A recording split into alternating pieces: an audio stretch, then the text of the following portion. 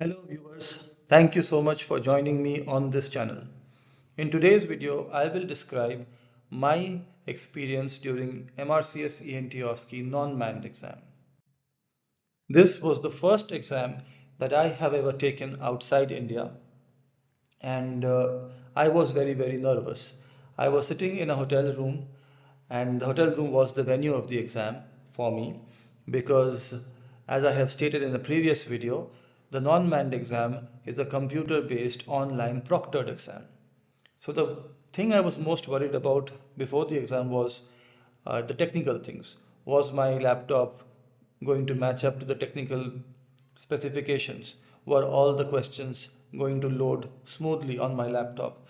Was the Wi-Fi available in the hotel going to hold for a 3-hour duration? Uninterrupted, reliable, high-speed Wi-Fi, would that be a problem or not? I also ensured that I kept a do not disturb sign hanging from the doorknob so that nobody would walk in during the exam, because if that happened, my exam would have been cancelled. Also, I made double sure that I had the right power socket adapters because the power socket adapters in India were not compatible with the power sockets in the UK. So I ensured that the power socket adapters were working and my laptop was placed on charge throughout the duration of the exam because I did not want my laptop to run out of charge during the exam.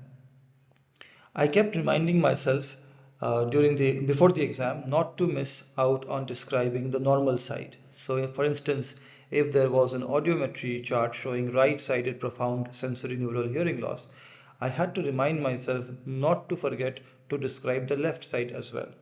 Also, I had to remind myself that if there was an abscess on one side, say peritonsillar abscess on the right side, I should write the diagnosis as right-sided peritonsillar abscess instead of just seeing a picture of peritonsillar abscess and writing in a hurry peritonsillar abscess.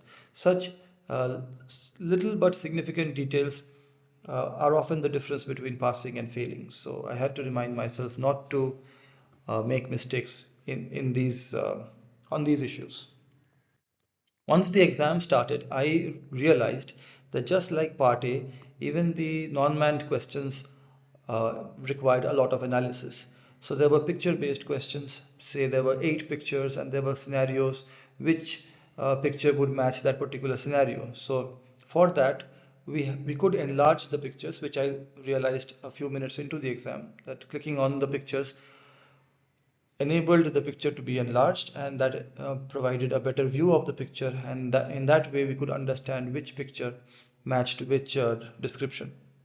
It is also not advisable to type too much because you have 150 minutes, 20 questions, each questions have a lot of subparts, and if you waste time typing unnecessary stuff, then time management becomes an issue.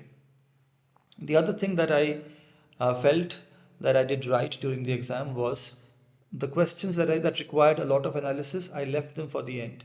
So I finished about 17 or 16 questions I was quite confident about, and the remaining 4 I left for the end. So by the end, I had 40 minutes for one question. I had 40 minutes for one question, and I was able to try to analyze the question properly and answer it to the best of my ability.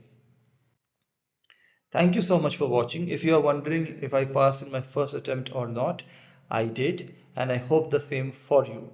If you haven't, and if you are planning your next attempt, then I hope this video helped you in some way or the other. I hope you take care, and thank you once again for watching. I'll catch you in the next ones.